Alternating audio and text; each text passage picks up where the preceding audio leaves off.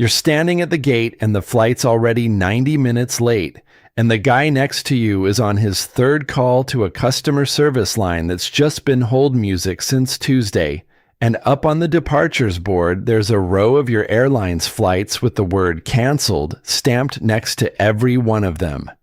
And somewhere in the back of your skull, a thought forms, clean and certain. This is the worst airline in the world. I'll be straight with you. It almost certainly isn't. Not even close. The airline that just torched your entire afternoon, that charged you $40 for a bag and another $30 to pick a seat and treated you like freight the whole way through. That airline is, in all likelihood, one of the safest machines you will ever set foot inside. It will get you where you're going. Late, broke, cramped, and quietly furious, but alive, every single time. And the airlines that genuinely might not get you there. The ones where the word worst isn't a figure of speech about legroom. You have probably never heard of most of them. They're not the ones the internet loves to pile on. They don't trend. Because almost nobody reading this is ever going to buy a ticket on one. That's the whole problem with this list, and with every list like it. The word worst is doing two completely different jobs, and nobody ever tells you which one they mean. One kind of worst means you'll be miserable. The other kind means you should check a government blacklist before you board. Those are not the same airline. They're usually not even on the same continent. I've spent a lot of my life on the strange end of aviation. I've flown carriers that don't show up on a single booking website, where the ticket gets handed to you on paper stock borrowed from a different airline entirely. I've been served the famous mystery meal that nobody, not even the people who make it, can fully identify. I've sat on runways carved into the sides of mountains, where the margin for error is measured in meters. So when I rank these 15 from bad to catastrophic, I'm not ranking them by how cranky they made me. I'm ranking them by the thing that actually matters, and the thing almost no clickbait list will separate out for you. We're going to start with the airlines that are merely bad, the ones that'll ruin a day. And we're going to climb, slowly, all the way up to the ones that have ended lives. And I want you to stay with me right to the top, because the reason those last few are dangerous has almost nothing to do with the airlines themselves. It's a reason buried in geography and money and broken governments. And once you see it, you'll never look at a worst airlines headline the same way again. Let me show you what's really going on here. Here's the one principle this whole thing rests on. In commercial aviation, comfort and safety are almost completely unrelated. They feel like they should be the same thing. A nice airline is a good airline. A shabby airline is a scary airline. That's how the brain wants to file it. But the shabbiness you can see, the torn seat, the surly gate agent, the fee for breathing, that's the customer experience. The safety is the part you can't see. It's maintenance logs and pilot training hours, and whether the airline has passed an audit called IOSA, and whether the country it's registered in runs a functioning aviation regulator. And the data on that is brutal and clear. Airlines that pass the IOSA safety audit have an accident rate roughly 2.5 times lower than the ones that don't. That gap has held for 20 years.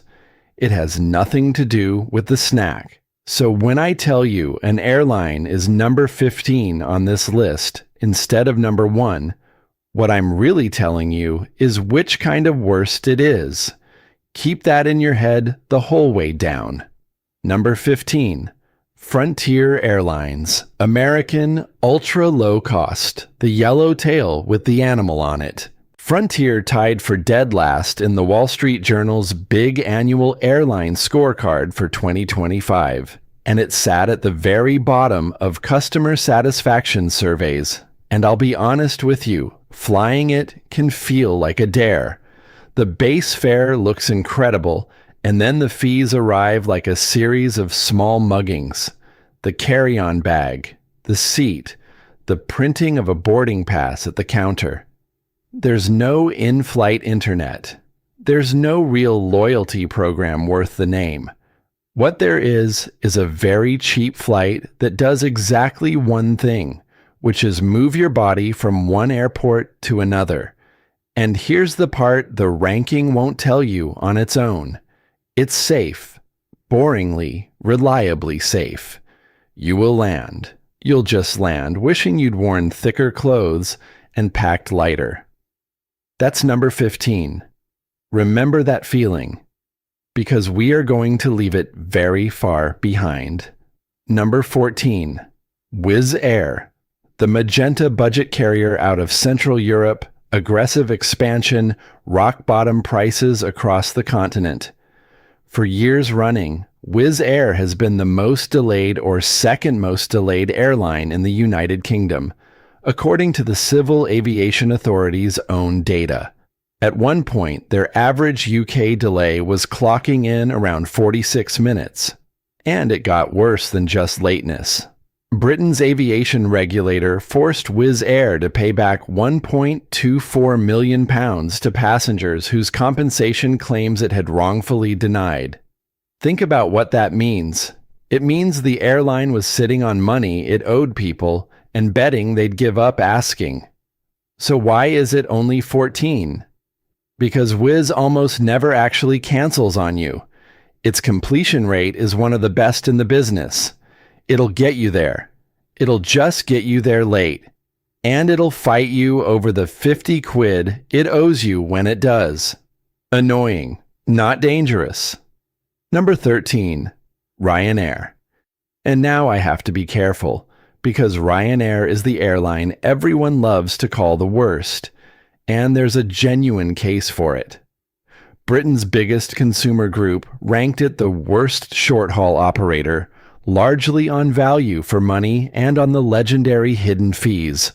Ryanair has turned nickel and diming into performance art. The bag rules, the boarding pass rules, the seat that doesn't recline, the whole experience engineered to extract another few euros at every step. But here's what I actually think about Ryanair, and it's the honest version. Ryanair is not a bad airline. Ryanair is a cheap airline that tells you, loudly and clearly, exactly what it is before you ever hand over a cent. It is punctual more often than not. It cancels almost nothing.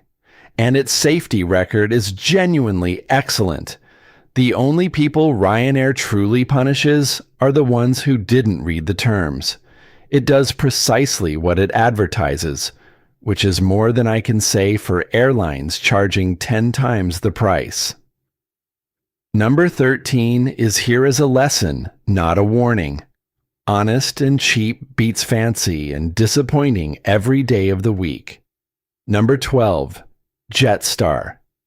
This is Qantas's budget arm, flying all over Australia and Southeast Asia, and it spent 2025 sliding down the rankings for a specific and unforgivable reason. It's not that the fares are bad or the seats are tight. That's the budget deal. Everyone knows it. It's what happens when things go wrong. Cancellations, schedule chaos, baggage rules nobody could explain, and then a customer service operation that seemed to actively evaporate the moment you needed it. There's a particular kind of bad airline that's fine right up until the day it isn't, and then leaves you completely stranded with a shrug. Jetstar earned its spot in the mess of a disrupted trip, not the smoothness of a normal one. Number 11. British Airways. And this one actually stings, because it's a fall from grace. This was the flag carrier, the byword for a certain kind of civilized flying. Now, Britain's Consumer Group ranked it the worst long-haul operator in the country, and it also landed in the bottom 5 for short-haul. Among the big UK airlines, it had the highest cancellation rate, over 2% of flights, while the best performers were canceling 1 flight in 1,000. Lost bags, service complaints, a premium price tag stapled to an experience that no longer earns it. British Airways is the cautionary tale of what happens when a great name coasts on the memory of being great. It's still perfectly safe. It's just no longer special, and it's charging you like it is. That gap between the reputation and the reality is exactly the kind of thing a brochure will never show you. Number 10. American Airlines. One of the giants, and in 2025, a genuine operational mess. It tied for last place in the Wall Street Journal's scorecard of the major U.S. carriers, and it posted the worst cancellation rate of the bunch, over 2%. Because, as one airline executive put it bluntly, canceling a flight is the path of least resistance. It's the easy way out when the schedule falls apart. For an airline this size, with this much money and this much history, that's not a budget carrier excuse. That's a choice about how much disruption to pass on to you. Still safe, still going to get you there. Just more likely than most to decide at the last minute that today it won't. Number 9. United Airlines. Another giant, and its particular sin in 2025 was baggage. United had the worst mishandled bag rate among the major carriers surveyed. Around 7 bags per 1,000 passengers, when the industry average was closer to 5, and the best performers were down around 3. And this is an airline that loves to talk about its fancy bag tracking technology, which is cold comfort when your suitcase is in a different time zone than you are. United also carries a long history of the kind of viral customer service disaster that becomes a news story. But again, and I want you to notice how many times I'm saying this on the way down, it is safe. Your bag might see a city you never will, but you'll both, eventually, get home. Now we shift. Everything up to here has been about your comfort, your wallet, your patience. Now the stakes start to change, and I want to handle the next few carefully because they involve real loss. Number 8. Air India. For decades, this was a punchline for tired cabins and creaky service, an airline that felt permanently overdue for a refit, with recurring complaints about maintenance and interiors that looked a generation behind its rivals. Under new ownership since 2022, it's been pouring money into a turnaround. And that's real, and it's fair to say so. But I can't put Air India on this list and skip the obvious, so let me be very precise about it, because precision matters here more than anywhere.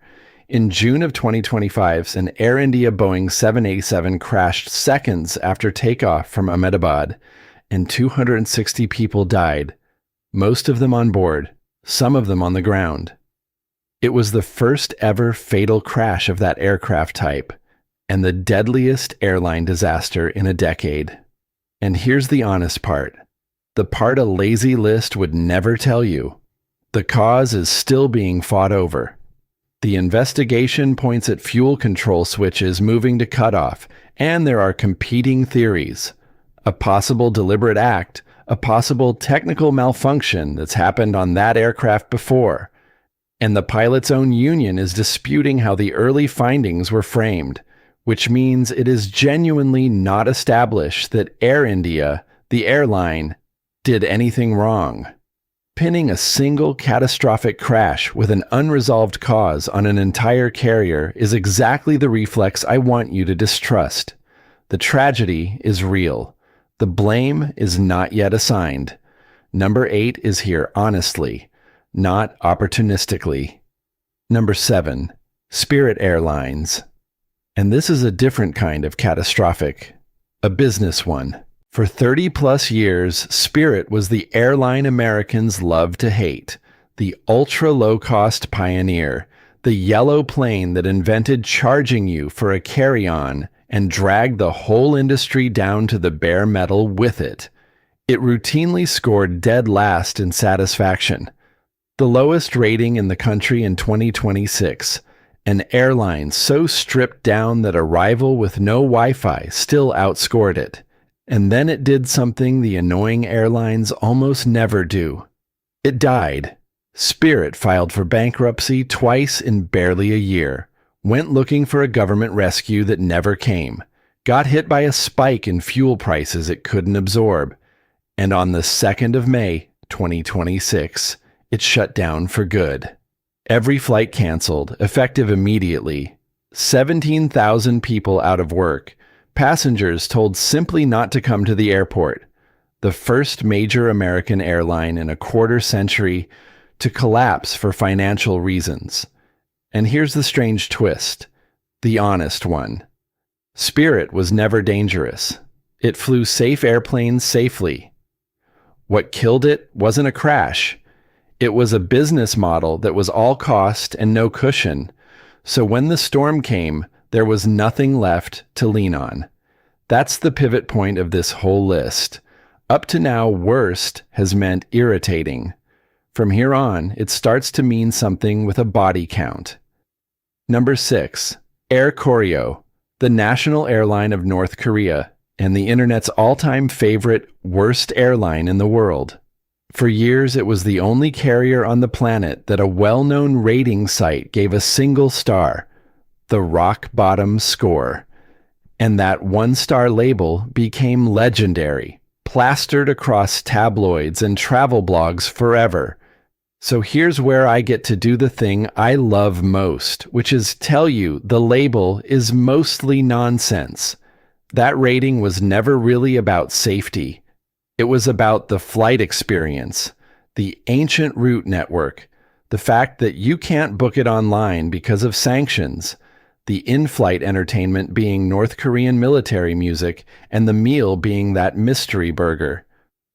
Passengers who've actually flown it, and I've read a lot of them, mostly report a perfectly clean plane, polite crew, and a normal short-haul flight.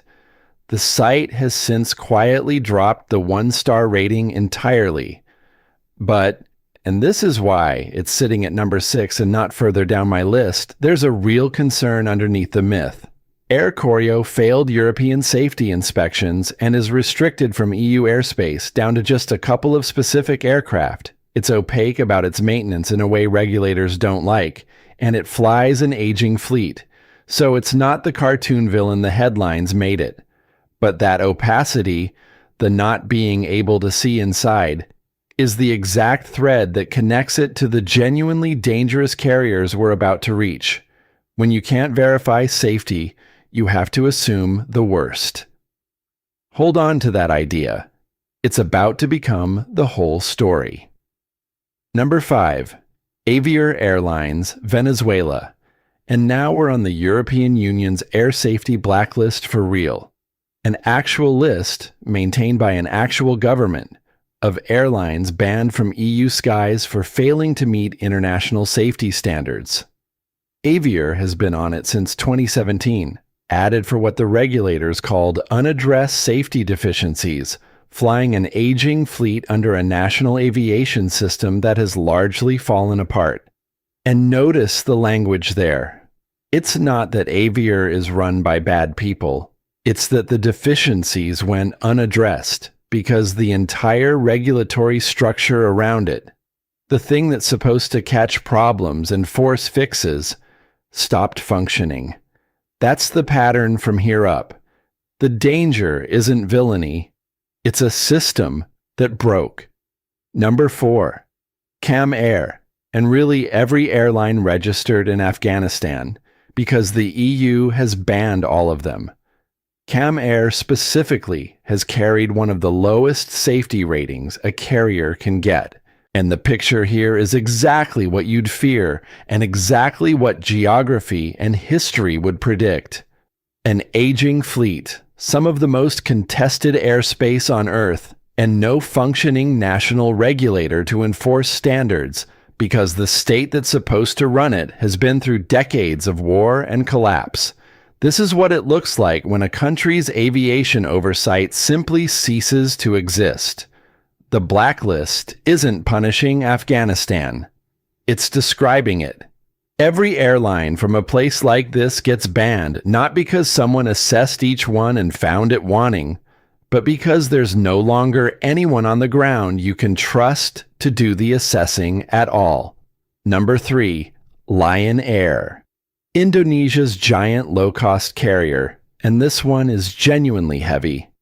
In 2018, a Lion Air Boeing 737 MAX went down shortly after takeoff and killed all 189 people aboard. For most of its existence, Lion Air was banned from both the EU and the US amid constant safety concerns, and it built up a long string of serious accidents and hull losses along the way. An airline that grew explosively fast, and whose safety culture, by many accounts, couldn't keep pace with its own expansion. Now, in fairness, and there's always a fairness, that 2018 crash was substantially caused by a catastrophic design flaw in Boeing's aircraft, a system the airlines weren't even properly told about. So it wasn't purely Lion Air's failure, but the airline's own track record before and around it, the maintenance questions, the pattern of incidents. That's real too. Number 3 is what happens when growth outruns the ability to grow safely. Number 2, Terra Air, Nepal. A small carrier flying into some of the most punishing terrain in all of commercial aviation. Short runways cut into the Himalayas, thin air, weather that turns lethal in minutes. And its record is a string of total losses. In 2022, a Terra Air flight crashed into the mountains near Jomsom and killed all 22 people on board. In 2016, another crash killed all 23. It's banned from EU airspace, along with every other Nepali carrier, and it's regarded so poorly that the major safety rating site stopped rating it altogether. You can't score what you won't fly. But hold that thought about the terrain, because it's the key to everything. And it's the whole reason we're about to arrive at number 1. Number 1, Yeti Airlines, Terra Air's parent company, Nepal's largest domestic carrier, and the most catastrophic name on this entire list. In January of 2023, a Yeti Airlines ATR-72 crashed on its approach into Pokhara and killed all 72 people on board. The deadliest air crash in Nepal in 3 decades. It sits on top of a long, grim accident history. It's EU banned. It's unrateable. And Yeti is number 1, not because it's evil, but because it is the sharpest example of the truth this whole list has been building toward. Since the year 2000, Nepal has suffered more than 20 fatal air crashes and lost over 350 people. That's not because Nepal's airlines are staffed by reckless fools. It's because Nepal is arguably the single most dangerous operating environment for aviation on the planet. A country stitched together out of the highest mountains on Earth, with runways at altitude, unpredictable weather, and short strips where there is no room to recover from a mistake. Layer a developing nation's aviation budget and oversight on top of that terrain, and you get exactly this. Number 1 on the worst airlines list isn't a story about a bad company. It's a story about a place. And that's the turn. That's the thing I really brought you here to see. Look back at that whole list. The airlines that dominate the worst airline conversation in the comfortable world, Frontier, Spirit, Ryanair, the American giants, every single one of them is safe, genuinely, statistically, reliably safe. The absolute worst thing they'll do is ruin your afternoon and empty your wallet. And the airlines that are actually physically dangerous, The ones where worst is a matter of life and death barely register in Western conversation at all because most of us will never fly them. So there's no audience. So there's no clickbait. So there's no story. Here's the honest resolution, and it's not a conspiracy. It's just an uncomfortable truth nobody profits from telling you. The dangerous airlines are not dangerous because they're wicked. They're dangerous for 3 reasons, and all 3 are quiet. They're dangerous because of geography, Himalayan runways, war zone airspace, weather that would frighten any pilot alive. They're dangerous because of economics. An airline in a poor country cannot always afford new aircraft, or the audits, or the training, or the regulator that rich countries take for granted. And they're dangerous because of collapse. A state that stopped functioning, an oversight system that broke, a place where there's simply no longer anyone trustworthy left to check the work. That European blacklist I keep mentioning, it's not a naughty list. It's a map. If you overlaid it on the world, you'd be looking at a chart of where poverty and brutal terrain and broken institutions all pile up in the same place. The comfortable airlines got optimized to squeeze a profit out of you. The dangerous ones never had the money to become safe in the first place. That's the divide. Not good airlines and bad airlines. Rich, boring, safe airlines. And poor airlines flying impossible geography with nobody watching. No top 15 worst headline is ever going to tell you that, because check whether the country has a functioning aviation regulator doesn't make for a punchy thumbnail. Which brings me to what I actually want you to walk away understanding, and it's bigger than airlines. There's a difference between seeing a thing and understanding it. Seeing an airline is easy. You see the fee, the delay, the tired seat, the surly agent, and you file it under worst, and you move on. Understanding an airline means looking at the part you can't see, the part that's invisible precisely because it's working. Safety is quiet. When it's there, nothing happens, which is the entire point. And nothing happening never trends. Misery is loud. So we spend all our attention arguing about legroom and baggage fees, and almost none of it on the only question that could ever actually matter, because the answer to that question is, thank God, almost always fine. We obsess over the airlines that inconvenience us and stay blissfully unaware of the ones that could kill us. And we mistake our own annoyance for danger, because annoyance is the part we can feel. Getting this right, knowing which is one of those small pieces of understanding that quietly makes you harder to fool about airlines and about a lot of other things too. So here's what I want you to take away, concretely, the next time you're booking. First, learn what worst actually means in the review you're reading. If an airline is ranked worst for fees, or delays, or customer service, or value, that's the annoying kind. Book it if the price is right. Just pack light, read the fine print, screenshot everything, and expect nothing. You'll be fine. Second, if you're flying somewhere off the beaten track, a small domestic carrier in a developing country, a bush operation into difficult terrain, that's when you stop looking at star ratings and start looking at the things that actually predict safety. Is the airline on the IOSA safety registry? Is it, or its whole country, on the EU blacklist? How old is the fleet? Does the country it's registered in run a real aviation regulator? Those 4 questions tell you more than 1,000 passenger reviews about snacks. Third, and this is the one that cuts through all of it, ignore the label "World's Worst Airline" entirely. It's almost always clickbait, and the most famous example on this whole list turned out to be more myth than menace. The star rating measures the mystery burger, The blacklist measures whether you'll land. Picture it. You're booking a $39 fare on some airline the internet swears is the worst in the world, and instead of a flicker of fear, you just feel the small, solid satisfaction of knowing it's safe. It's just cheap, and you know the difference. And then some other trip, some remote hop. Most travelers would book without a second thought.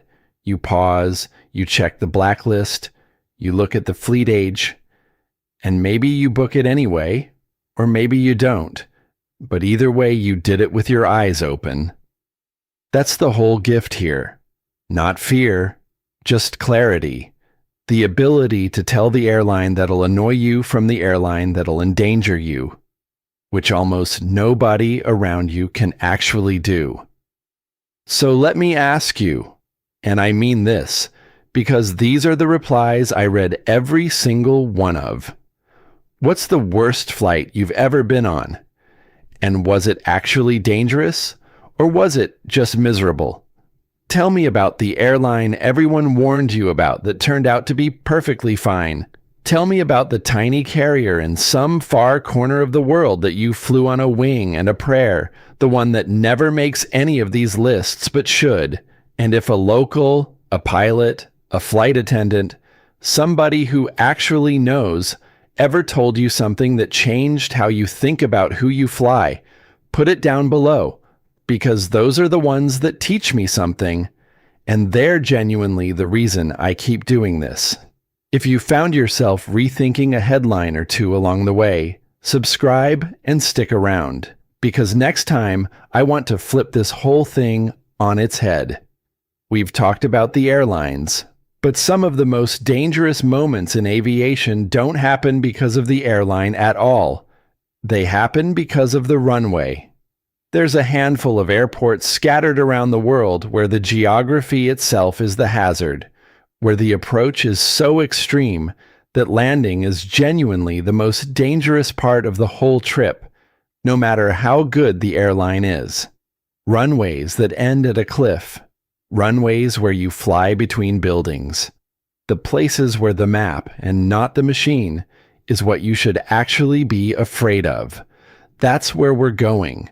Until then, check the blacklist, not the star rating. And remember, the airline that ruins your day and the airline that ends it are almost never the same one. Knowing which is the entire trick. Safe travels.